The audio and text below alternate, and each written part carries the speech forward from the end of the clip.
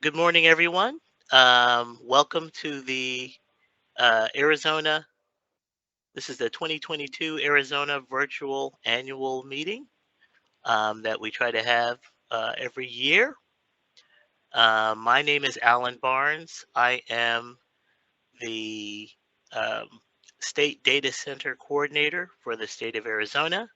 We are within the Arizona Office of Economic Opportunity, which is within the Arizona Commerce Authority.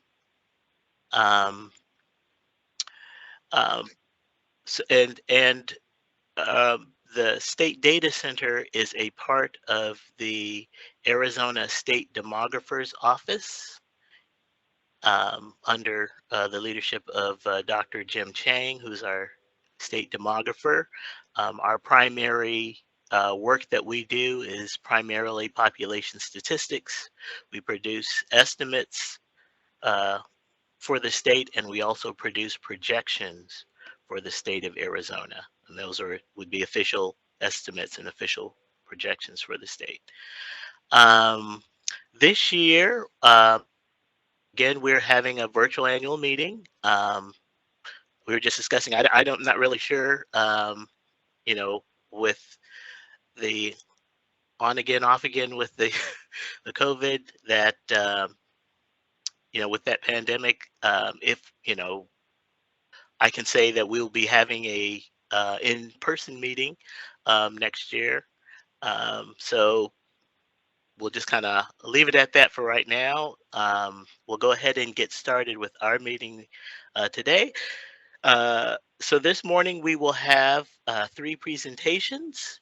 The first of which will be from the Denver Regional Office with Vicki McIntyre, who is the Assistant Director for the Denver Regional Office. Then we will have a presentation um, from Lacey Lofton, who is our new data dissemination specialist from the U.S. Census Bureau. I know some of you remember Eric Coyle. He has moved on to a different area within Census. And so Lacey Lofton is our data dissemination specialist for the state with the U.S. Census Bureau. She will be speaking about the Census Academy.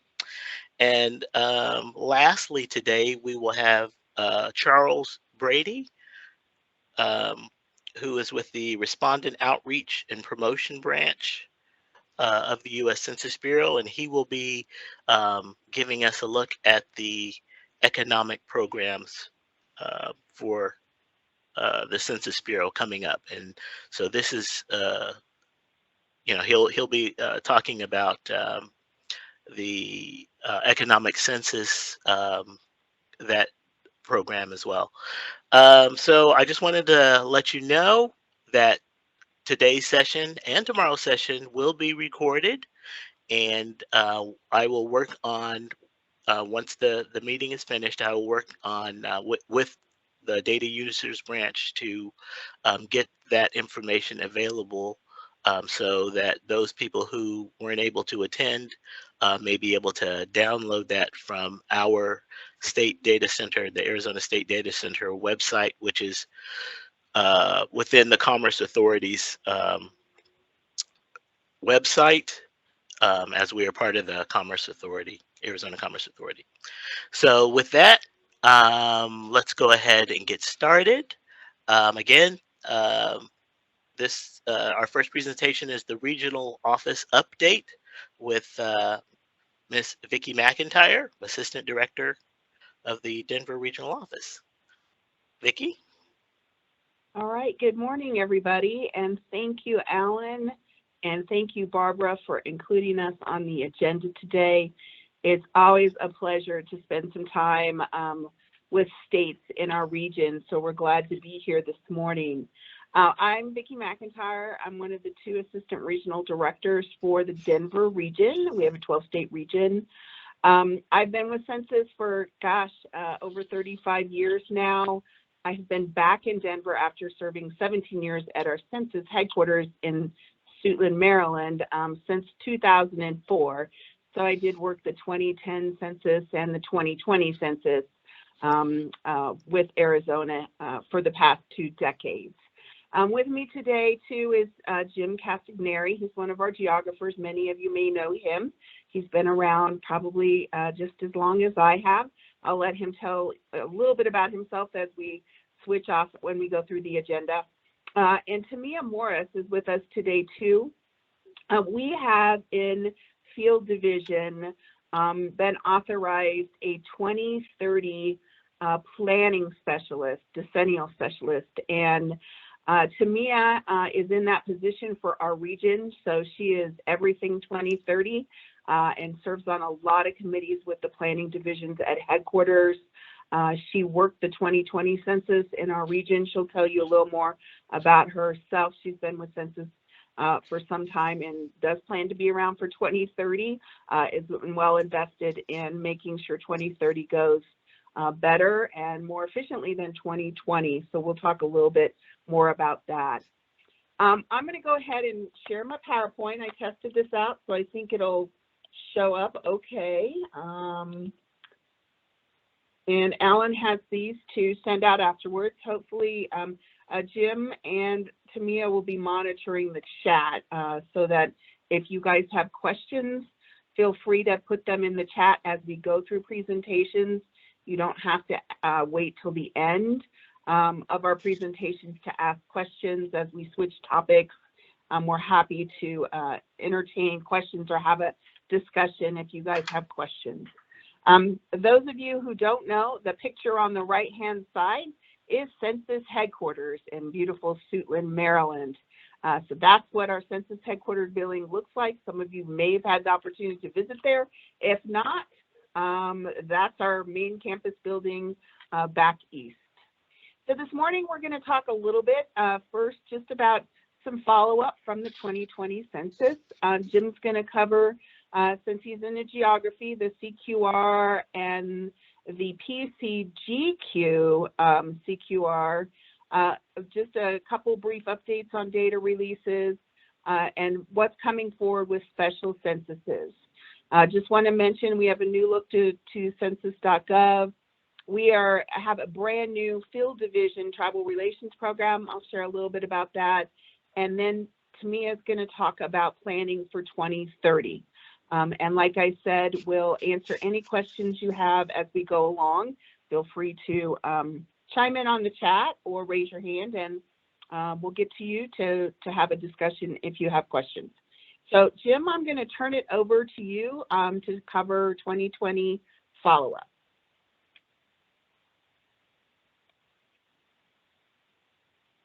Thanks, Vicki. Let's see if I can get all this technology working this morning, camera and microphone. Can everyone at least hear me? Yes. Excellent. Well, good morning, everyone in Arizona. I'm in Denver with Vicki today and Tamia.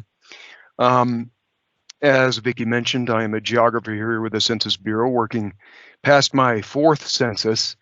And some of us have an inside joke on whether or not I'll go for another one.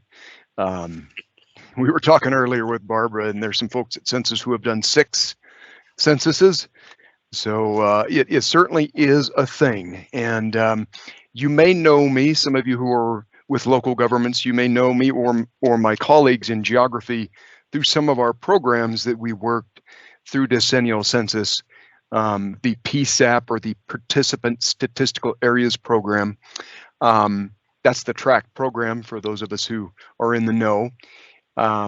We also work with the Boundary Annexation Survey that gets sent out every year, the BASS, and many of your governments participated in the Local Update of Census Addresses, or LUCA, for the 2020 census.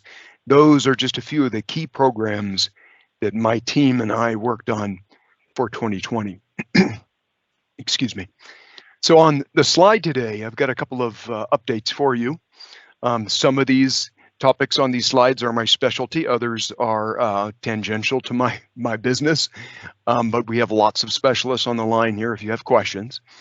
I'll start off with Count Question Resolution, or CQR. Again, if you are with local government, you probably are familiar with this program. This is an opportunity for governments to contest the housing unit count by census block for their jurisdictions. This program started early this year. Actually, I believe it was late last year, and it runs through June of 2023. We actually have 4 cities in Arizona that have currently filed count question resolution cases with the Census Bureau, and that's Chandler City, Flagstaff, Somerton City, and Yuma City. So CQR is that opportunity to ask the Census Bureau to review those counts, those housing counts at the block level, excuse me. PCGQR, which stands for Post-Census Group Quarters Review, is an opportunity for local governments, once again, to review the group quarter counts and associated populations within a census block. Group quarters, if you're not familiar, are things like residential housing units for dormitories. These include state and federal prisons, any place where people are permanent residents and receive care to reside in these locations. So PCGQR is that opportunity to review those counts again by census block. Both of these programs run through June 30th of 2023. That means as a local government, you can submit one of these challenges all the way through June 30th. And Alan, that includes the state as well. States can act on behalf of local governments. So more about 2020. Some interesting data came out last week. October 6th, the Census Bureau published some operational quality metrics. And while we had done this previously over the last year or so, this latest release of the quality metrics are being published at the county and tract level. As geographers, we find those smaller levels of geography somewhat interesting. And if you're not familiar with these data, I'm going to post the URL about this data release here in the chat in just a moment. But for example, these quality metrics include things such as percentages of all addresses unresolved that went to count imputation, percent of addresses resolved by self-response, and that kind of thing. So I'm going to post these, the URL to this subject in the chat in just a moment once I quit talking at you here. Another item related to the 2020 census is our detailed data release as part of the demographic and housing characteristics file. This is now scheduled for release in May of 2023. And so we look forward to that coming out. It will also include the demographic profile. Of course, if you have detailed questions about these, Lacey Lofton is on the line and she'll be available later on to talk about that if you have questions. So a couple of the things to cover for you or with you. Of course, many of you are probably familiar that Arizona has in the past conducted special censuses with the Census Bureau. And we're happy to announce our special census program will be up and running in March of 2023 when we will receive requests for cost estimates. We right now are planning to roll that program out if there are any accepted requests and censuses in January of 2024. A couple of differences from past special censuses is that we will have a new website coming up pretty soon that will allow initial internet self-response. That's new. Of course, we did have that as part of 2020, but this will be the first time we're offering internet self-response as part of special censuses. There will be paper follow-up for non-responders, and in case you're wondering how that whole payroll thing works, the Census Bureau will pay the enumerators this time around, unlike in the past where the governmental unit may have paid the salaries of the employees for those special censuses. So that is kind of my geographic overview in a nutshell. And Vicki, if I've missed anything, I'm sure you can chime in, but that's what I've got. Thanks, Jim. Now, I think you covered everything there. I don't know if there's anything in the chat or any questions about anything you just spoke on. So nothing in the chat at the moment. I'm going to go ahead and post some, sorry, I'm going to go ahead and post some URLs in the chat for all of you on some of these topics I've mentioned. Great. Thank you, Jim. Just wanted to point out, if you haven't recently been to the census.gov, we do have a little bit of a new look and feel to census.gov. I think we're hoping to continue to try to make it a little more user-friendly and easier to use with some global searches, different types of search bars. So Lacey might show you a little bit more of that later. But if you haven't had an opportunity to see some of the changes to census.gov, just want to mention that that happened also just probably in the past 2-3 weeks.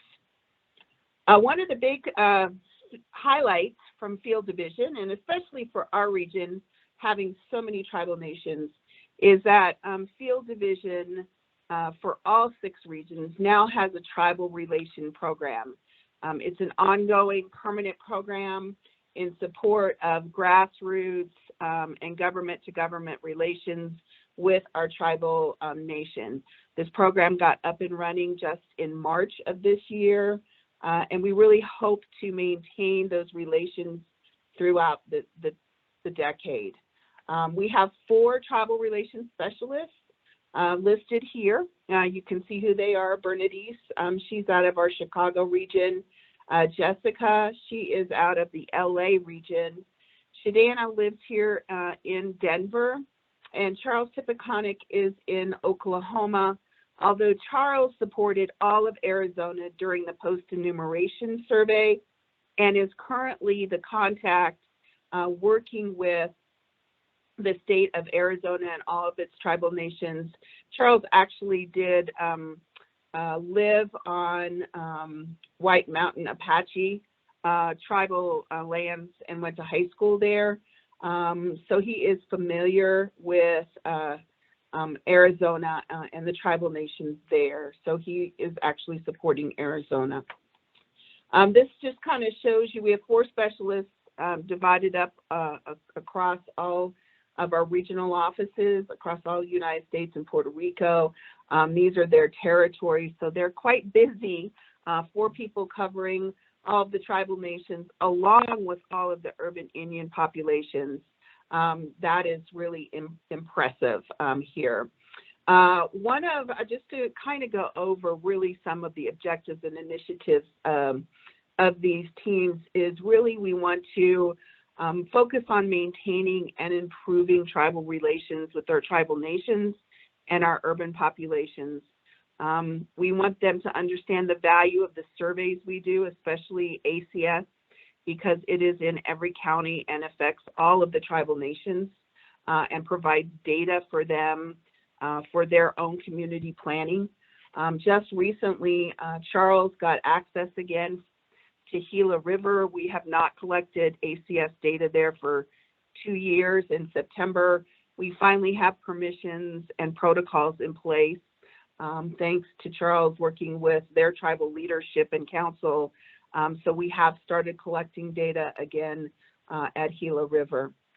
So we're trying to also make sure that all of not only our urban populations, but our tribal nations understand our ongoing surveys, our economic surveys and censuses that we do for the economic side of the house, support our recruiting and hiring. We have, lots of jobs during decennial everywhere. During non-decennial years, we still have interviewers, field representatives, we call them, going door to door to collect all of the data. And like I said, ACS is on all of our tribal nations. So although it's not a large amount of work, we do have employment opportunities if somebody wants to work on their tribal lands plus some of the surrounding areas to collect data for us. Geographic program support, particularly with our PSAP program and the BAS that happens every year. We really speak to our tribal nations about being included and prepared, especially leading up to the census, with our geographic programs. We also really want tribal nations and our urban populations to understand the value of census data, learn from each other. Many of those tribal nations in our urban centers use ACS data and 2020 census data, well, census data in general, for grants. So we help promote grant availability by other agencies through our program, help them learn from each other on who is using like ACS for grant writing and how they can help each other out, and really share that value with community members so that they are eager to participate and being responsive to our survey needs. Real excited to have this tribal relations program. Within 6 months, we've already made quite gains and some inroads into the importance of ongoing census data and value to participating in census in many fashions and connecting tribal partners to the resources that we have for data and our data workshops and tools they can find of value to help them run their own governments and their own needs. So I'll take any questions. Is there anything in the chat on the tribal program?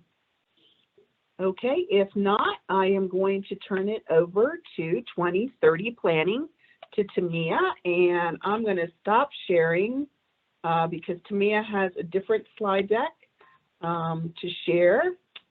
So I will stop sharing and turn it over to Tamia. Good morning, everyone. Thank you, Vicki. Appreciate the updates on our tribal relations program. Can everyone hear me okay? Yes. Yes. Awesome. Thank you. So I am the decennial specialist for the Denver region. I am Tamia Morris. I have been with the Census Bureau since 1998. I worked the 2000 census, and I most recently worked the 2020 census as the area manager. My area of responsibility was managing and supporting field operations for the states of Montana, North Dakota, South Dakota, and Nebraska. Prior to me becoming the decennial specialist, I was the subject matter expert for the American Community Survey for 11 of our 12 states, which includes Arizona. So I am very happy to be here with you this morning. Going to turn my camera off really quickly, and we will get started talking about the Federal Register Notice. All right, so we are still processing data and releasing results from the 2020 census, but we're already planning for the 2030 census. We recently posted a Federal Register notice to ask the public for feedback and ideas to help us plan the 2030 census design. Each census provides an opportunity to build on the last one. So there were numerous innovations for the 2020 census, such as online self-response, the use of existing data by the means of administrative records, automated processes for our office and our field staff, just to name a few. In addition to these innovations, the adjustments we had to make in response to the COVID-19 pandemic provide a new way of thinking about how we conduct the census, which is why we are taking this into consideration during the planning of 2030. Although these are all great opportunities for further to explore for 2030, there is even more opportunity for engaging and listening to the public. That's where you come in. For the first time, we're asking for your input on the planning and designing of the next census. So your expertise and your experience can generate fresh ideas about how to count everyone in your community. With your input, we will aim to better count our historically undercounted population, overcome challenges, and encourage everyone to respond to the 2030 census. So for example, do you know if your neighbor, your friend, or the clerk at the grocery store responded to the census? So we wanted to hear about efficient ways to reach everyone, particularly our historically undercounted populations. We're especially interested in hearing about your ideas and ways to reverse the trend of undercounting certain populations. We would love to hear directly from you for these communities that have been historically undercounted. So we're hoping that you can help us spread the word about the opportunity to weigh in and become part of the conversation. So we're eager to hear your thoughts, comments, and recommendations, and any innovative ideas on what technology we could potentially use to improve self-response and facilitate in-person data collection, and any new data sources that we can employ to increase operational efficiency, efficacy, and improve the quality of the data that we're collecting. We also want to know about ways to improve our contact strategies and make the census more accessible for all audiences, including persons with disabilities and those with limited or no English proficiency. How can we create a better experience for everyone to respond? So we're just starting to map out what the 2030 census will look like. The operational design, the communication plans, and the comprehensive timeline are not yet available, as we want to ensure that we're considering your ideas as we develop these plans. So while 8 years may seem like a long time, now is the time to gather input that may shape the census operational design. After that, it's all about refining the design, testing the new features as necessary, and putting the infrastructure in place. So we're all on this journey together for the next 8 years. And your thoughts about what that looks like are key to our success. Because of the time frame that I just outlined, we'll be limited in what we can change later. So now is the time to join the conversation. So let's talk about the Federal Register notice process. So you can share your comments and recommendations until November 15th by emailing them to the email address listed here, which is dcmd.2030.research@census.gov, or by visiting census.gov/2030 census. From there, you can submit your comments online for the Federal Register notice. Please help us spread the word. We plan to engage as many people as we can through our existing meetings, conferences, and workshops that will be happening in the upcoming weeks. Any questions about the Federal Register notice? Tamia, I'm not seeing anything in the chat or any hands raised right now. Okay, all right, thank you. Back to you, Vicki. All right, thanks, Tamia. I think one of the important things in planning for 2030 and the fact that we have this Federal Register notice for the first time seeking input from anybody. You don't have to be part of an organization. You can be an individual who has a lot of comments or ideas about how 2020 went or how we could do something different and better in 2030.